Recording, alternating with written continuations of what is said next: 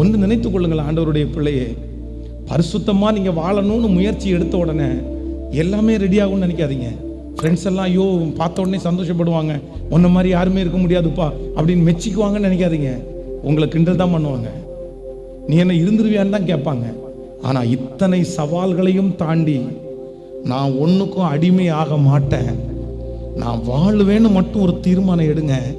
நான் நம்புகிறேன் உங்களுடைய ஃப்யூச்சர், உங்களுடைய எதிர்காலம் ரொம்ப ஆசீர்வாதமாக இருக்கும். அது நீங்கள் நினைக்காததும் நீ அறியாததும் உனக்கு எட்டாததுமான பெரிய காரியத்தை உங்களுக்காக செய்வதற்கு கர்த்தர் வல்லவராக இருக்கிறார். எனக்கு தெரியும், இந்த சத்தத்தை கேட்டுக்கொண்டிருக்கிற நிறைய பேருடைய வாழ்க்கையில் ஆண்டவர் உன்னை திரும்பவும் தூக்கி எடுக்கிறதுக்கு விரும்புகிறார்.